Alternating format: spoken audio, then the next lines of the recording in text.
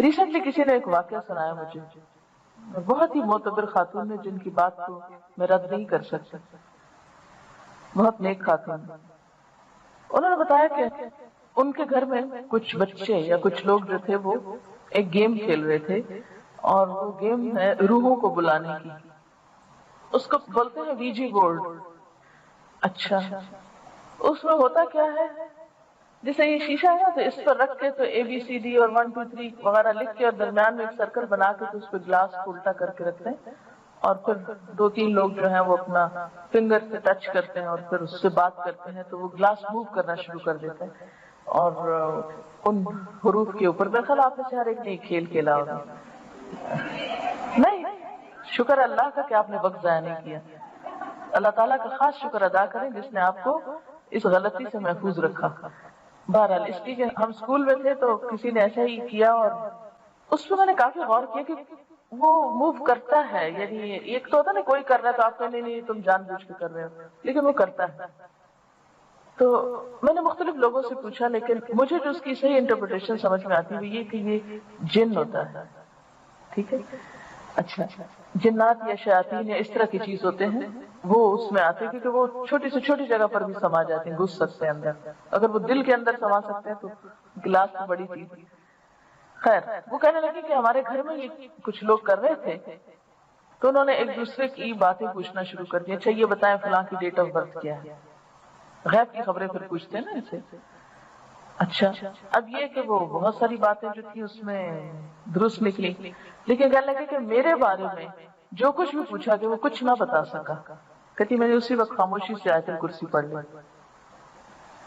کہتی کہ مجھے آپ کی کلاس کی وہ بات یاد آئی کہ آپ نے ایک حدیث سنائی تھی کہ جب آپ گھر سے نکلتے ہیں اور آپ پڑھتے ہیں بسم اللہ توکلت علی اللہ لا حول ولا قوت الا باللہ، تو اس سے کیا ہوتا ہے کہ ایک فرشتہ یا پکارنے والا پکارتا ہے ہدیت و کفیت و وقیت، تم ہدایت پا گئے اور کافی کر دیے گئے، یعنی اللہ کی حفاظت تمہیں کافی ہے. وہ وقیت، اور تم بچا لیے گئے، یعنی اب کوئی جن شیطان کوئی تمہیں نقصان نہیں دے سکتا.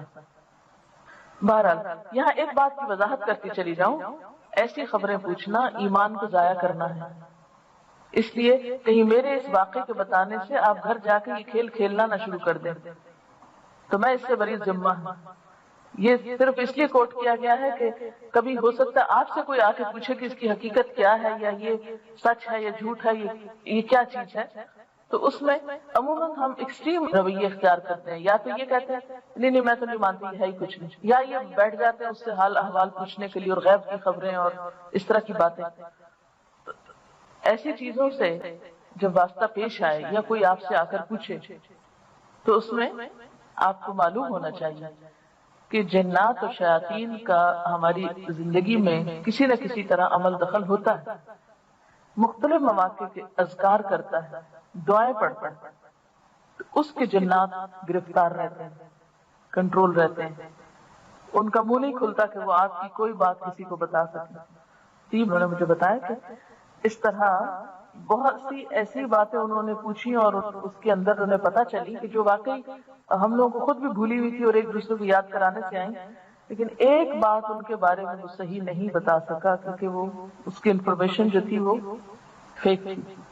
اس واقعے کو کوٹ کرنے کا مقصد بھی یہی ہے کہ آپ کے دل میں یہ یقین بیٹھے، ایمان بیٹھے، اور اس سے پہلے بھی بیٹھنا چاہیے کہ یہ اللہ کا کلام ہے، اور یہ کلام بھی اس وقت زیادہ فائدہ دیتا ہے جب آپ کیا کرتے ہیں، یقین سے پڑھتے ہیں.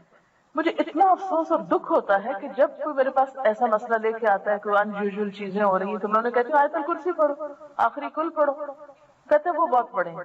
میں کہتی بس پھر اس کے بعد میرے پاس علاج نہیں ہے، نہ میں آپ کو کوئی مشورہ دے سکتی ہوں.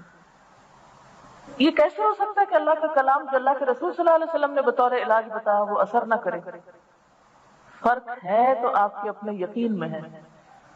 پورے یقین سے پڑھو اور پھر دیکھو کہ اثر ہوتا ہے یا نہیں ہوتا.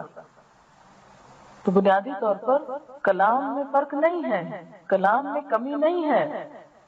اللہ کا کلام ہر چیز سے بڑھ کر طاقتور ہے، لیکن شیطان ہمارے دل میں وسوسہ ڈالتا نہیں. اللہ کے کلام سے کچھ نہیں ہوتا. چلو کسی عامل کے پاس وہ تمہیں عمل کر کے دے اور کالا علم کر کے دے اور وہ بہت ماہر ہے اور ہر چیز کی کاٹ کر سکتا اور فلاں اور فلاں، اور لوگ بےچارے اپنے پیسے بھی لٹاتے ہیں، ایمان بھی لٹاتے ہیں اور زندگی بھی، وقت بھی ضائع کرتے ہیں اور طرح طرح سے خوار ہوتے ہیں۔ اس لیے ان سب چیزوں کی حفاظت کے لیے، ایمان، مال، جان، ہر چیز کی حفاظت کے لیے یہ دین کافی ہے ہم کو، اگر ہم اس کو صحیح سمجھتے ہیں اور پورے ایمان کے ساتھ اس کو لینے والے ہوں اور ان چیزوں کی پابندی بھی کرنے والے ہوں۔ ٹھیک ہے نا؟ یہ پوچھتے کہ کیا غصے کے وقت بھی آیت الکرسی پڑھی جا سکتی ہے؟ بالکل پڑھی جا سکتی ہے۔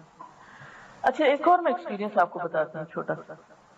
عام طور پر ہوتا یہ ہے کہ جہاں بہت سارے لوگ اکٹھے ہوتے ہیں وہاں پر کچھ نہ کچھ مشکلات ہوتی رہتی ہے نا، کوئی کسی سے ناراض ہو گیا، کسی کو کسی سے تکلیف پہنچ گئی، کسی کو دھکا پڑ گیا، کوئی بیمار ہو گیا، کوئی کسی وبائی بیماری کا شکار ہو گیا، کوئی روحانی اور نفسیاتی بیماری کا شکار ہو گیا۔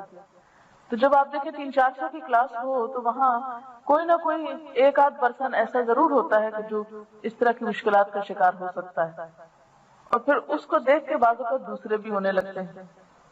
یہ بھی چھوت کے مرض کی طرح ہوتا ہے، کیونکہ ہم نفسیاتی طور پر پھر اس سے کیا کرتے ہیں، اثر قبول کر لیتے ہیں۔ میرا تو حال یہ ہے کہ اگر میں کسی کو فلو میں دیکھوں اسی لمحے مجھے کچھ ہونے لگتا ہے اندر۔ میں ویسے بھی دوسروں کے دکھ درد سے بہت محسوس کرتی ہوں، تو بیماریاں بھی عام طور پر میں کسی کو دیکھوں اس کو درد ہو رہا ہے تو لٹرلی یقین مانے کہ میرے درد کی لہریں بعض اوقات اٹھنے لگتی ہیں میرے اپنے جسم میں۔ میں کہتی ہوں مجھے تو اس حدیث پہ زیادہ ہی عمل کا موقع ملا ہے کہ مسلمان ایک جسم کی طرح ہے، اگر ایک حصہ دکھ رہا ہو تو باقی سب کو بخار ہو جاتا ہے۔ تو مجھے فزیکلی بعض اوقات ایسی فیلنگ ہوتی ہے، اور خاص طور پر فلو جیسے میں کسی کو دیکھوں تو میں ریزسٹ نہیں کر پاتی، فوراً کیچ کرتی ہوں، دیکھنا ہی کافی ہوتا ہے۔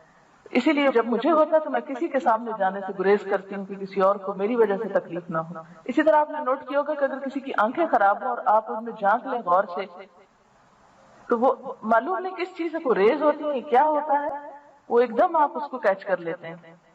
خیر، اب یہ تھا کہ جب ہم نے یہ الہدا کی موجودہ اسلام آباد کی بلڈنگ بنائی تو اب مجھے بڑی فکر ہوئی کہ میں خود بھی وہاں نہیں ہوں، کیونکہ ایک دفعہ میں 2-4 سال پہلے عمرے پہ گئی، پیچھے مجھے پتا چلا کہ جی ایک بیمار ہے، دوسرا بیمار ہے، پوچھوں ہے کیا، اس کو بھی جن پڑا ہوا، اس کو بھی پڑا ہوا۔ میں نے کہا اچھا خیر، جو میں آتی ہوں تو میں سب کے جن نکالتی ہوں۔ آپ بلیو می، جس دن میں پہنچی ہوں سب کے جن بھاگ گئے، سب ٹھیک ٹھاک بیٹھے ہیں۔ میں نے کہا کہ تم لوگ اپنے اندر ول پاور پیدا کرو، اللہ کا کلام پڑھو، پھر دیکھو کہ کون ٹکتا ہے اس کے آگے، اور پورے یقین کے ساتھ پڑھو۔ یہ نہیں کہ میری ذات میں کچھ کمال ہے، میں کچھ بھی نہیں، میں انتہائی کمزور چیز ہوں، لیکن یہ اللہ کا کلام ہے جو طاقت دیتا ہے آپ کو، مگر یقین سے پڑھو۔